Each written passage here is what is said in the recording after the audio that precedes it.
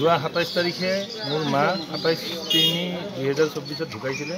ঢুকাওঁতে মোৰ মাৰ মৃত চাৰ্টিফিকেট আনিবৰ কাৰণে মই গাম্বুৰাৰ ওচৰত যোৱাত তেখেতে ক'লে যে খাজনা ৰচিদ দিলে মই মৃত চাৰ্টিফিকেটখন দিম, নহ'লে আপোনালোকে যদি 10,000 টকা এটা দিয়ে মই দিম। তেতিয়া মই ভাবিলোঁ যিহেতু আমাৰ মাননীয় মুখ্যমন্ত্ৰী ডাঙৰীয়াই আজি এইবিলাক চব কৰাপশ্যন নোহোৱা কৰিছে, নোহোৱা কৰাৰ পিছত মই এই মানুহজনক 10,000 টকা কিয় দিওঁ। তেতিয়া মোৰ দাদা দুজনক ক'লোঁ যে খাজনা ৰচিদখন মোক আনি দিয়ক। তেতিয়া মোৰ দাদাই আজি 11টামান বজাত মৌজা অফিচত যাই এইখন খাজনা ৰচিদ দিয়ে।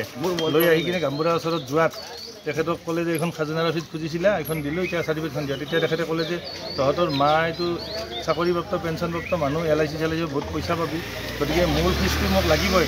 তেতিয়া সেনেকৈ কোৱাত কৈছে আপুনিতো খাজনা ৰচিদ খুজিছিলে, তেতিয়াহ'লে কিয় আৰু পইচা লাগে। তেতিয়া মোৰ মাজুলীয়াই ভাবিছে যে যেনেকৈ হওক কামটো আমি হাচিল কৰোঁ, কৰি কিনে 5,000 টকা হাতত থকা 5,000 টকা তেওঁক বুজি দিয়ে। কেতিয়া ক'লে যে মই 5,000 টকাত নামানো, 10,000 টকা লাগিব। তাৰপিছত আপোনাৰ তেতিয়া ক'লে তেতিয়া ক'লে যে আমাৰতো কাজকৰ্ম আছে, চব কৰিব, মেডিকেল খৰচা পাতিৰ কাৰণে পইচা পাতি কম আছে, এইখিনি লৈ কাগজখন দিয়ক। ইয়াৰ পিছত তেওঁ অমান্তি হোৱাত মোৰ ডাঙৰ দাদাৰ লগত তৰ্কতৰ্কি হয়। তেতিয়া মই তাতে গাড়ীখন ষ্টাৰ্ট কৰি আছিলোঁ, হাল্লা হোৱাত আমি বহুত মানুহ দৌৰি যাই চালোঁ যে ইয়াৰ লগত ইয়াক ঢেকা মাৰি দিছে ঘৰৰ পৰা। ঢেকা মাৰি দিয়াৰ পিছত ভিতৰত দৌৰি যায় লাঠি এডাল আনিব গৈছে। তাৰপিছত তৰ্কাতৰ্কি হয়, মই ক'লোঁ যে কাজিয়া পেচাল কৰিব নালাগে, এইটো আমি প্ৰশাসনৰ দ্বাৰা ব্যৱস্থা। তাৰপিছত মই মাননীয় আমাৰ আৰক্ষী থানাত গৈ কিনে এই এখন দিলোঁ আৰু বৰপেটা জিলাৰ উপায়ুক্তকো মই এখন কাগজ দিলোঁ। উপায়ুক্ত ছাৰে ক'লে ইয়াৰ বিহিত ব্যৱস্থা লোৱা হ'ব।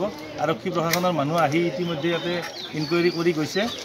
গতিকে মই অসমৰ ৰাইজক এইটো জনাওঁ যে আমাৰ নগাঁও ৰাজাবাৰীপাৰা ধনঞ্জয় পাঠক, পিতা শ্ৰী নিজিকান্ত পাঠক, তেওঁলোকে যিটো লুণ্ঠন ৰাজ কৰিছে, পাৰাৰ গাঁৱৰ সকলো বিধৱা মাইকী দুখীয়া নিচলাৰ পৰা মানে বিনা পইচাত কোনো ধৰণৰ একো নিদিয়ে আৰু সদায় পইচা আনকি আমাৰ মাইনৰিটি মানুহখিনিৰ পৰা মুৰ্গী মাছ এইবিলাক লৈ কিনে। তেতিয়া আজি সৰুৰ পৰা আনকি মোৰ দেউতা মৰোতে মোৰ ককাৰ লগত এই ডেথ চাৰ্টিফিকেট কাজিয়া হৈছিলে, তেতিয়াও কৈছিলে যে এই সৰু সৰু ল'ৰা ছোৱালীবিলাকৰ পৰা পইচা কিয় লৈ পেলাই মানুহ মৰিছে। তেওঁ আনকি চব বিধৱা মাইকী গাঁৱৰ চবৰে পৰা মানে পইচা পাতিবিলাক লৈ থাকে।